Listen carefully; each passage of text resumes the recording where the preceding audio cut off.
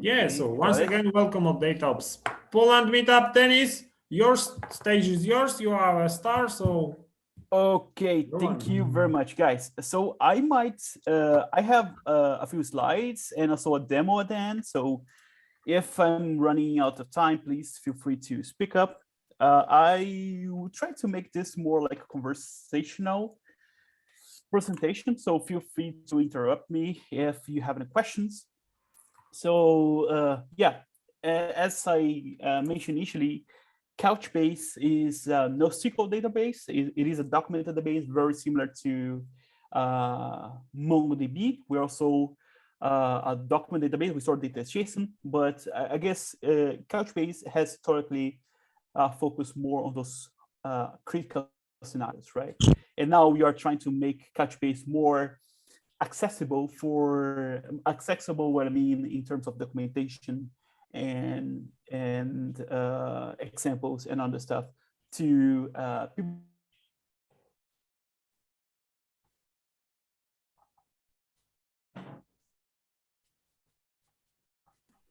Hey, Philip, do you hear me? Yeah, I think Dennis is. Ah, you there? Sorry, say it again. Am I cutting out? Yeah, well, Maybe turn off the. Okay, yeah. now it's I good. guess, yeah, my internet was unstable. I just received here. I apologize in advance, guys. I was planning to present this in the office, but for some reason they kicked me out because I don't have a badge there. So if by some reason they start to cut out, please let me know as well. Cool. I have been a developer my whole life. I'm not a DBA.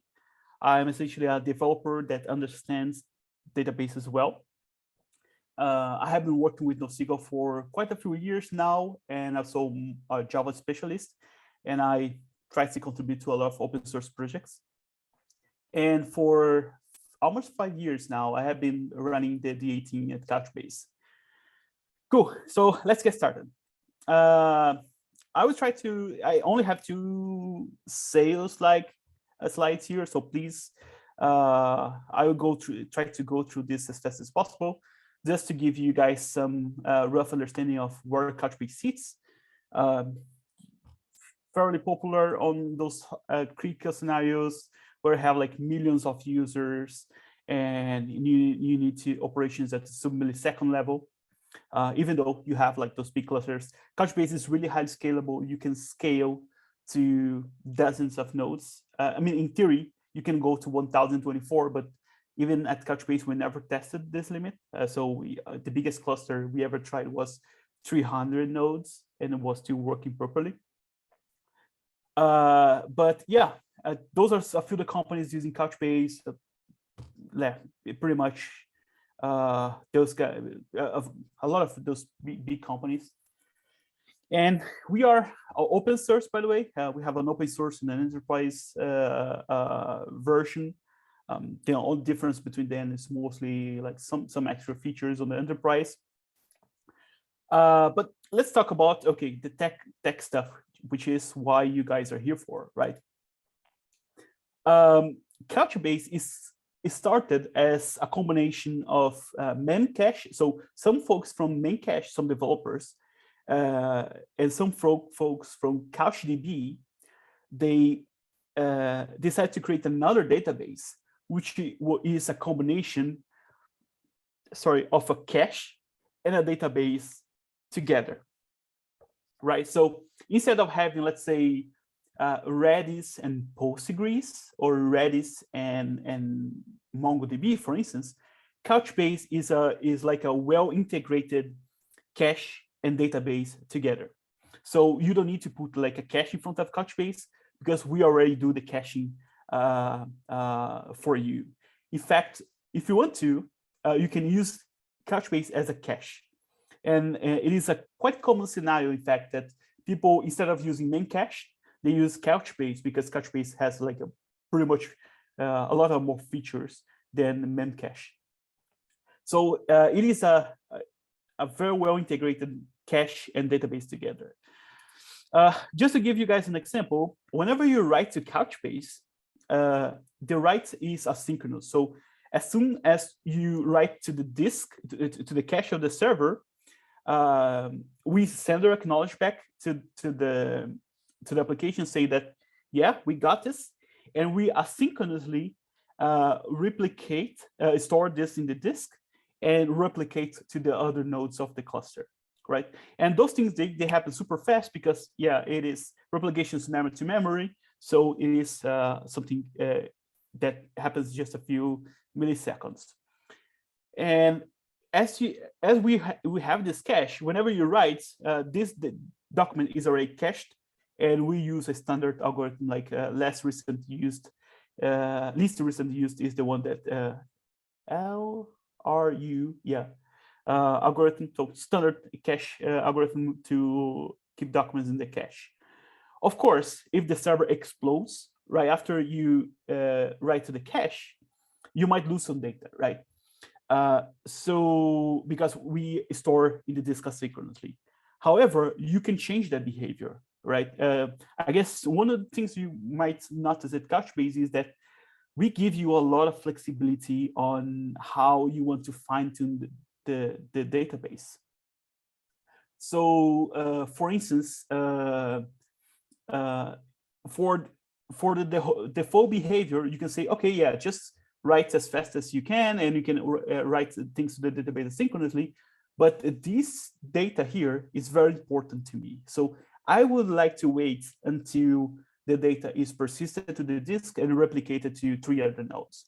So on your right, you can specify an extra parameter saying, oh yeah, I would like to wait until data is replicated before receiving the acknowledge back. But by default, Couchbase always takes the fastest approach. And it's up to you as developer to say, oh no, okay, I would like to trade off performance for something else. Same case now, if you need to, because the read operation, because the document is cached by default, when you need to get the document back, yeah, we just get the doc from the cache. So you don't need to, in your application, implement this thing that like, oh, let's go to the cache. If the data is not the cache, let's go to the database. You can always directly ask stuff to the database.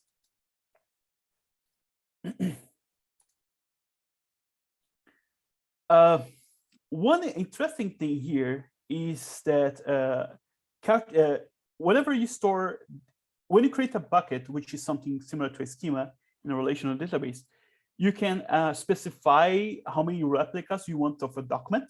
So you can say, okay, I want 3 copies of each document. So Couchbase will internally replicate the document, right? So the servers, whenever you write to one server, it will automatically replicate the data. And this guarantees that, okay, even if you lose 1 or 2 nodes in your cluster, there is no data is lost because you have replicas internally. Which adds a lot of, makes the cluster much more robust as well. Cool.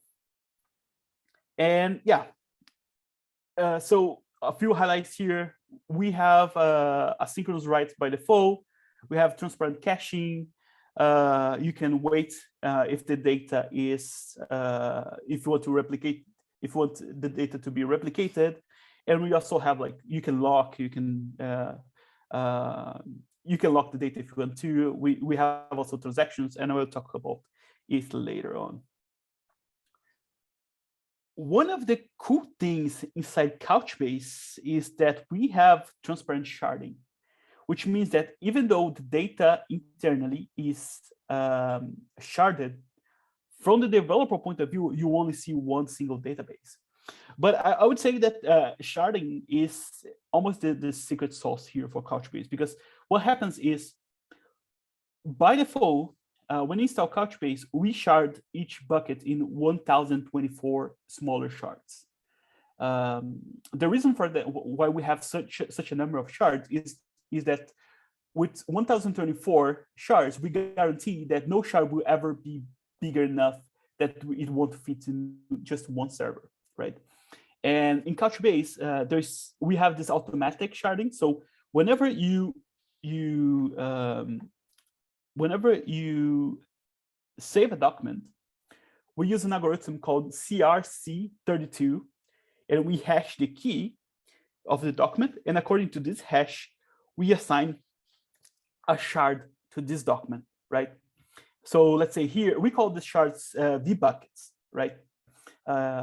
Because they're virtual buckets. So each shard we call vbuckets. So same thing, like whenever you store a document, we hash the key of the document. And with this hash, we assign, according to the result of this hash, we assign a vbucket to this document. Cool.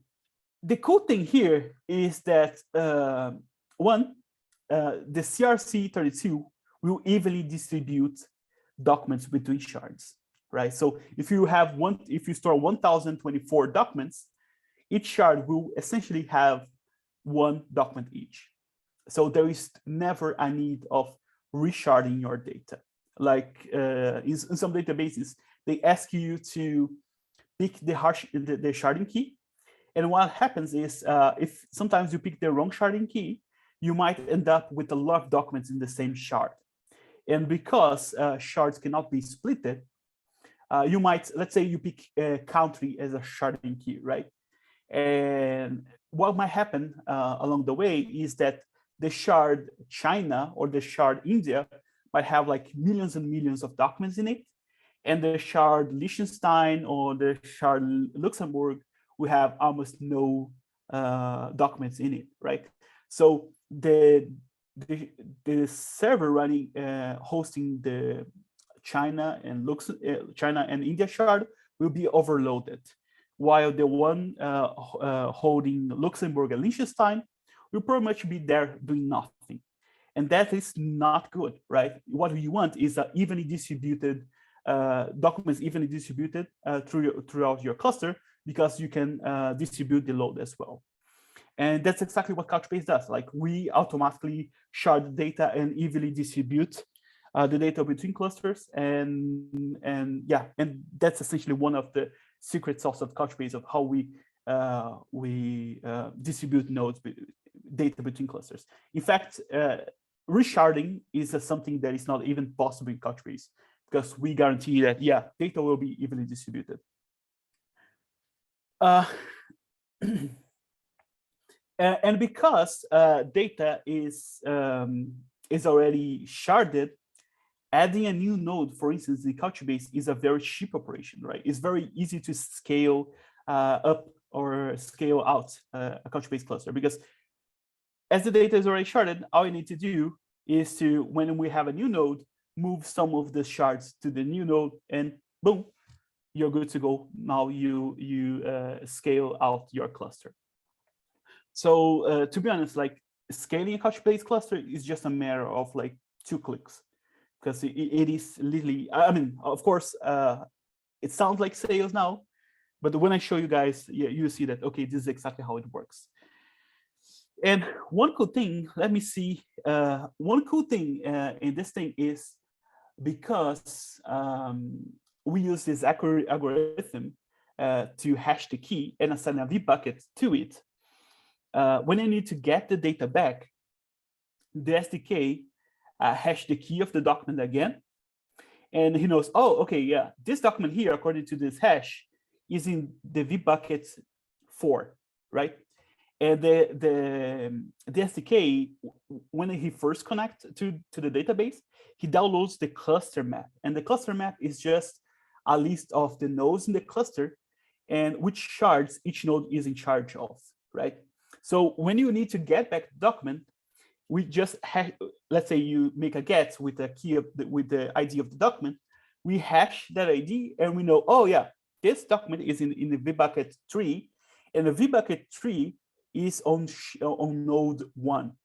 So the SDK always talk directly to the right node instead of going to a master and from the master going to the slave, right? So Couchbase has what we call a master or masterless architecture, where there is no master slave, right? Every node is a master of a few vbuckets and a slave of other vbuckets as well.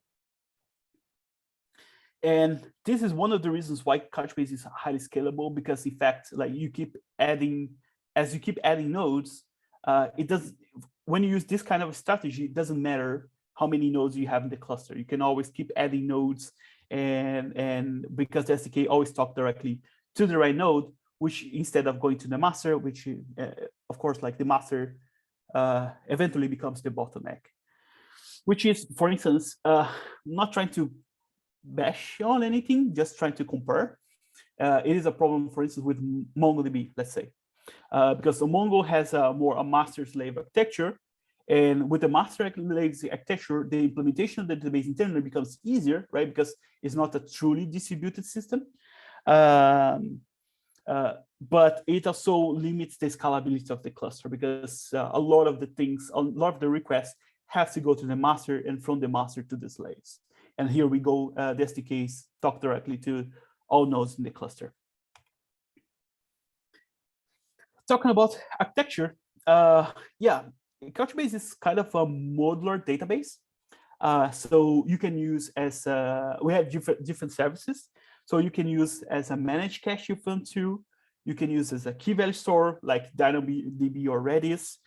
You can use as a document database like MongoDB. We also have Couchbase Lite, which is a mobile database that extend Couchbase to the mobile. So whenever you can write everything locally in your mobile phone, you can query everything locally, and we take care of the synchronization. It is similar to Firebase and even what Mongo is trying to do with Realm right now. But we have this for a long time. I guess the main difference is that Couchbase or mobile app is designed to be offline first, right? So we take care of the synchronization, and we assume that everything is offline. And we have one layer in the middle between the database and the phone to guarantee that everything, you have a proper security in place, right? You're not exposing your database to the world. We also have Nico queries, which is, Nico is implementation of a spec called SQL++.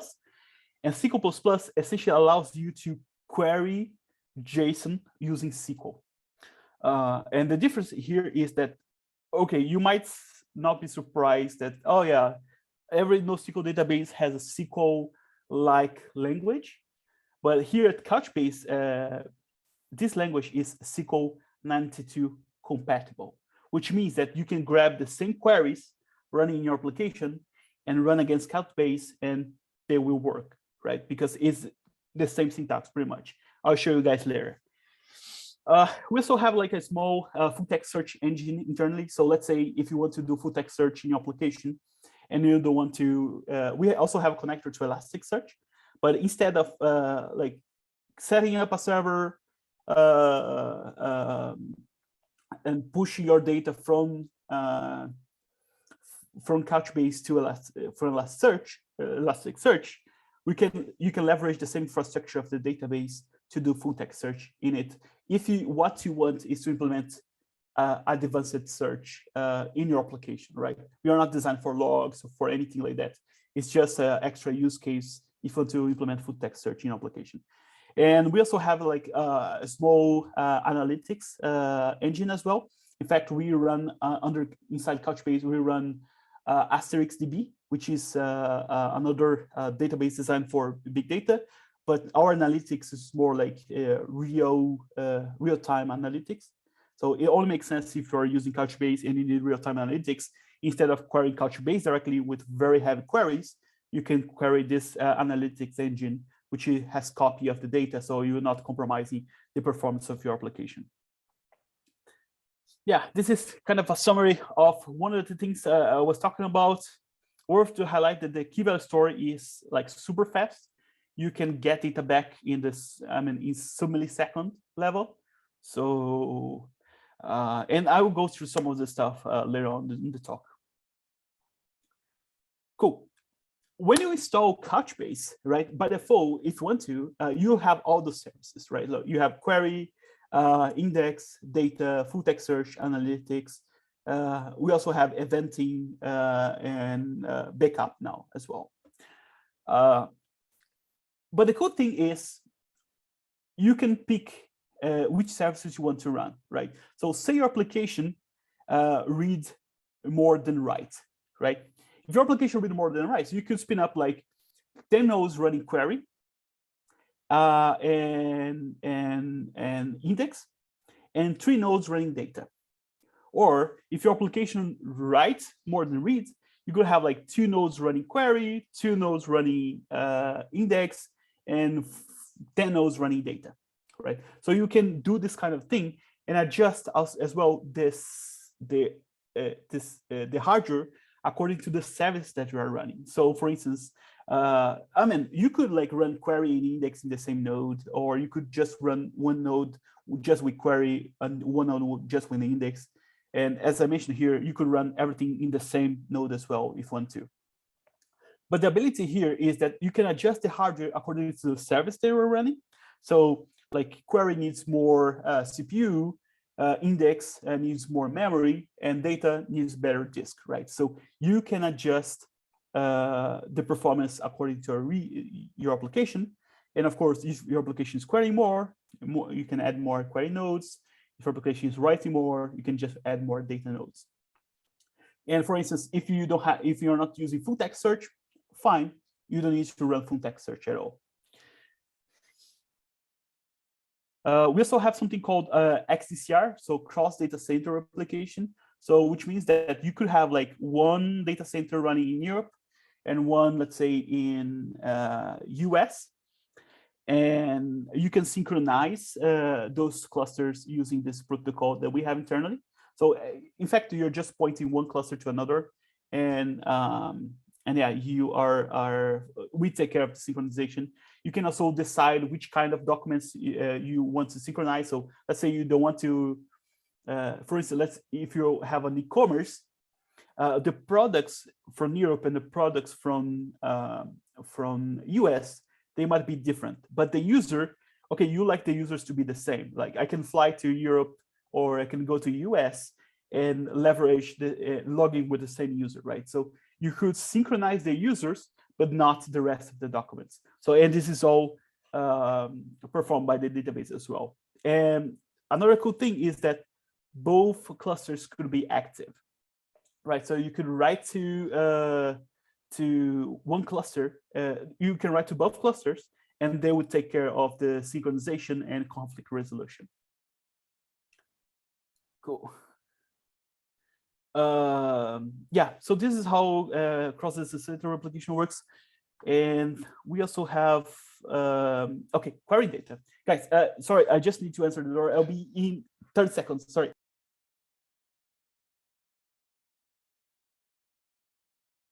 So I can sing. Na na na na na na na na na na.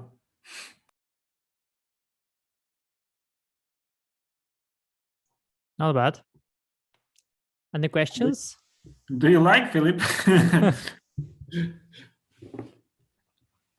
Yeah. Cool, but seems really promising. Couchbase, and we already had the discussion before the meetup. There is 2 databases cool with the similar name, CouchDB and Couch Database, and it's fork, one of them. Not sure which is fork and Yeah, was it written in JavaScript or something like that? Sorry about that. Okay, yeah. Let's talk about query now. Yeah, this is one of the things that is pretty cool in Couchbase, and in fact, it is one of the standards that we are trying to set, because in the past, I would say pretty much every NoSQL database decided to create their own query language, and now the problem that we have is that it's pretty difficult to migrate from one NoSQL database to another without rewriting a good portion of your queries. So even the father of SQL itself, like Don Chamberlain, the guy who created the SQL language, is a big supporter of this SQL++ language. And yeah, and that's what we are implemented here. And one of the standards that we are trying to push, but of course, everything in the database world happens a little bit slower than frameworks and other places. So as you might know, yeah, we store data as JSON, should not come as a surprise. And we have something called NQL, N1QL, which is a combination of JSON and SQL. And this is essentially how NQL looks like. So you can write select star from tutorial where fname is Jan, for instance, right? You can just write the same syntax in Couchbase.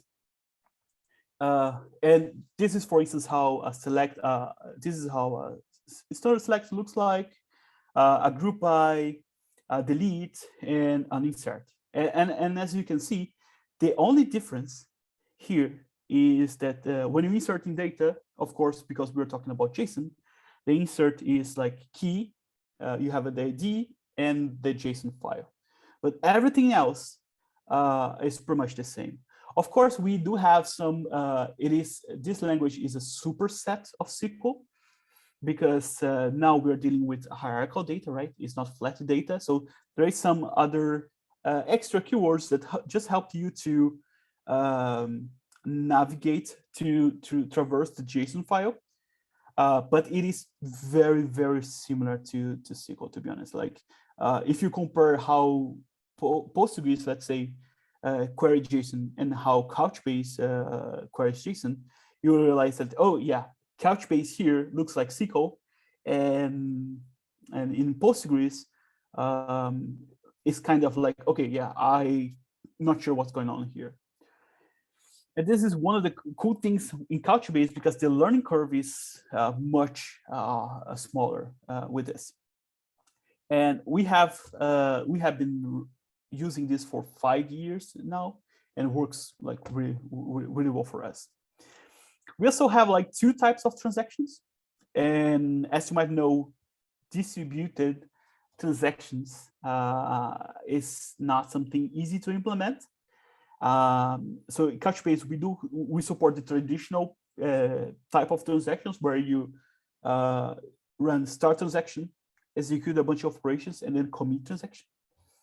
And we also have another type of transaction called key value transactions, which essentially has no central coordination and no single point of failure. And I actually have another blog post that explains exactly how we implemented this thing. And the good thing, it is a highly scalable way of doing transactions, right? Because of course, one of the challenges of transactions in distributed environments is that you need some sort of coordinator.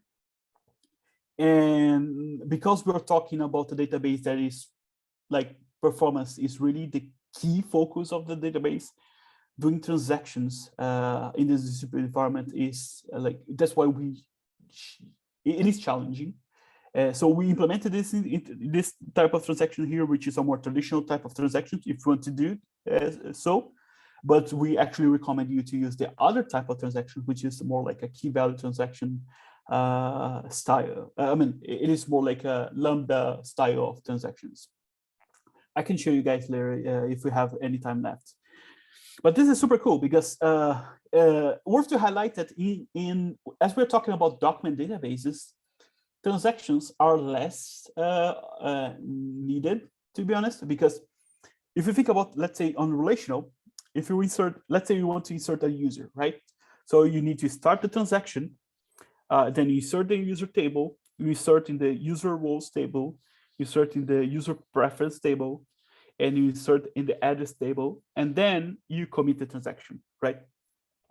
In a document database, because it's everything is in a single transaction, the operation itself is already atomic, so you don't need transactions for that, right? You just one simple insert and it's already all or nothing.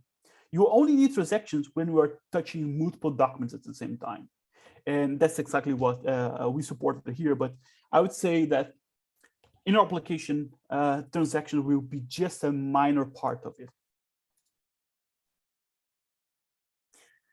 Yeah, this is just a comparison of how like a query would look like in MySQL, how the same query will look like in Couchbase. And in fact, this is already kind of outdated because now we added scopes and collections in Couchbase. So collections will be something really similar to tables. And pretty much now you can execute the same syntax as MySQL against Couchbase. And in MongoDB, for instance, you need to learn like this aggregate framework, right? Like it's a completely different approach. We also have like some of the services is we have eventing functions. So eventing is something similar to triggers, right? So you could write triggers to the database as well. They are JavaScript listeners. So whenever we only support triggers after the event, not before the event, because of performance, of course. So we try to avoid any feature that might slow down the application, the database. And yeah, and when you install Couchbase, you have a query workbench, right? So that's how you monitor and play with Couchbase. When you install Couchbase, if you go to port 8091, you get this query workbench here where you can run queries, and the only difference is instead of getting back tables, you are getting back JSON documents. Go back, yeah, and then we have everything that you need there. Like you can see the plan of the query to understand how your query is performing. What else? We have this web console. We have this full text search engine, which is something like simpler than Solr and Elasticsearch. So it is really designed. If you need to implement advanced search in your application, you can do that inside Couchbase. We use internally an engine called Believe Search, which we created, and it's open source as well. It is written in Go. And yeah, it's pretty much like, okay, if you are in the database and you need to make, if you have your data and you want to make full text search in it, all you need to do is to go to search in Couchbase and then create an index. And then, yeah, and then you're good to go. Like from the SDK or from the database, you can make full text search against your data with no hassle at all. Like we don't need to set up a new cluster, a new node, install Elasticsearch or Solr, create all the configuration there, create synchronization. You can do this directly from Couchbase. We also have Couchbase Lite, as I mentioned, which is a way of extending Couchbase to the mobile. There we have one middleware here called Syncgate Gateway, which is the how we expose the database to the world. So we have a middleware that allows you to set up some configuration and some security rules, because we don't want the mobile directly inserting data to the database, right? And yeah, and it's been, I mean, it is quite popular, especially in the mobile gaming industry. And there's a lot of other famous companies using it as well. Cool. Do I still have 15 minutes to give a demo? Sure, we have plenty of time because we have only one presentation per event. So okay, cool. Up to you. You have 5 minutes more or less. It's up to you how long. So how long it takes? Just not more than 1 hour and something, because you know. Okay. Let me just show you guys something real quickly here then. So we have something. I'm not sure if you guys are familiar with Kubernetes, but we have one operator in Kubernetes, right? And this operator essentially allows you to have Couchbase fully managed when it is running inside a Kubernetes cluster. So let me just show you guys how this works. So I have a simple Kubernetes cluster here. So kubectl get nodes. So I have like 3 nodes running on AWS here. And if I run kubectl get pods, pods, you see that, okay, I already have the operator running and the admission controller. So the operator and the admission controller are 2 things that you get from Couchbase. So it's just download and install. So it's like literally 3 minutes. And now what you can do is to run kubectl create -f Couchbase cluster. Okay, and with that, I will deploy a Couchbase cluster. What's happening here under the hood is I have here this YAML file where I create a username and password for the database. I create a simple bucket. So bucket is how we call schema, so called Couchbase simple. And then I'm specifying here, okay, in this bucket, I have 3 replicas. So each document we have 3 copies of each document. And here I'm just specifying, okay, I want to run Couchbase 6.6, which is not the latest version. And apart from that, I want here all those services here. So I want to serve data, index, query, search, eventing, analytics. And I want 3 nodes with all the services, running all the services, right?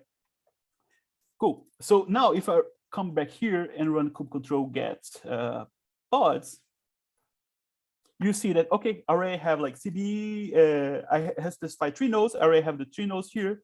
They are all almost online. So if I come back, let me just come back here and then forward the port to my machine.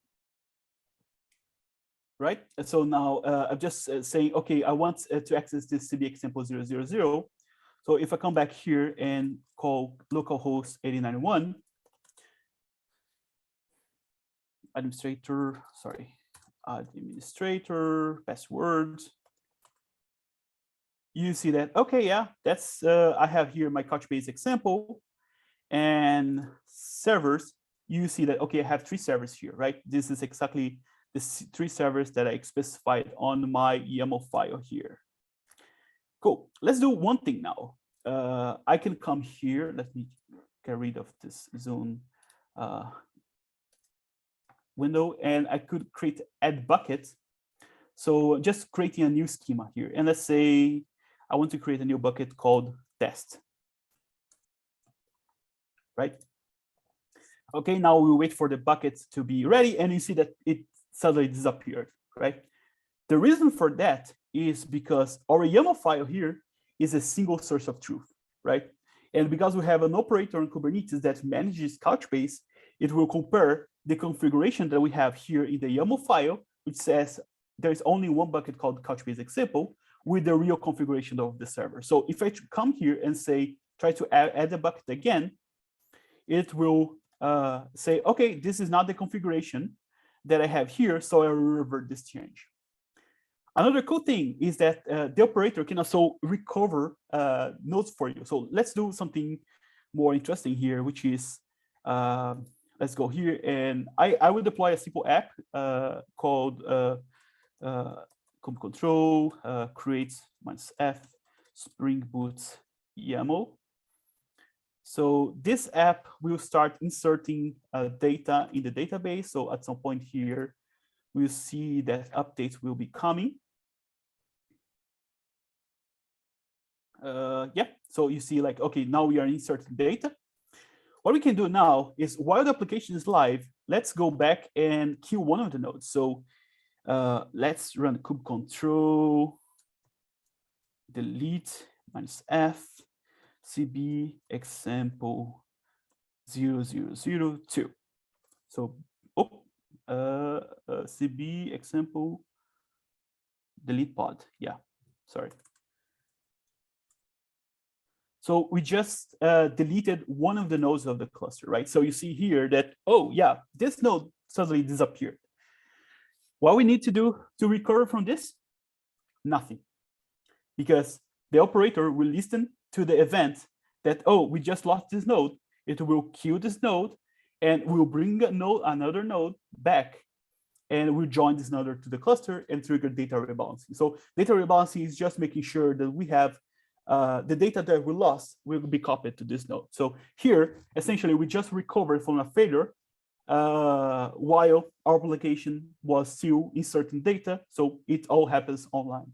So Couchbase is kind of designed to scale up, scale down, and you can even upgrade the database version while the database is still fully functional and fully accessible. So now you see that here is rebalancing. So rebalancing is just because when we bring this node back, the node is empty, right? So we copy data from that node, from those two nodes to the new one, to guarantee that we still have like 2 or 3 copies of the data, depending on what we specified.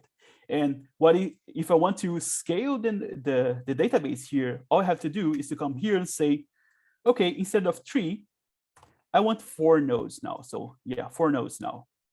I can say the database, come back to Kubernetes and run kubectl replace -f Couchbase cluster. Boom. And okay, now Couchbase will here soon, if I run kubectl get pods, it will soon appear here CB example 004, which is us scaling up. And one cool thing is that the operator knows how to pile operations. So if there is something running, it will wait for these operations to finish to start the second one. So at some point here, we'll see CB example 004. Another cool thing here is that we could, now that the rebalance is completed, I guess it should appear here now. Yeah, now you see CB example 004 here, and which means that it will probably appear here soon as well on the servers. And then we just scale up our database. Just two things that I would like to add here is I could as well, let's say, scale the database. So instead of 6.6.2, which is not the latest version, I could run Couchbase 7.0.2 here and apply the same thing. And the operator knows exactly how to upgrade the database. Or let's say my application read more than writes, or write more than read. It's up to me. But I could say, okay, I don't need analytics and eventing. Maybe I don't need search as well. So let me do one thing here. I want, let's say, 12 nodes running data and an index, and 3 nodes, index and query, and 3 nodes running data. Right? So you can apply that configuration, and Couchbase will automatically scale that for you as well. If you don't care about Kubernetes, that's fine. You can, Couchbase has a database as a service offer that you can use as well. But I just think that this is a lot of fun. Like, it's pretty much, we were the first database to release an operator for Kubernetes, and it is one of the best experiences you can get there. Sorry for taking too long. That's pretty much what I have. Thank you for having me. And if you have any questions, feel free to ask.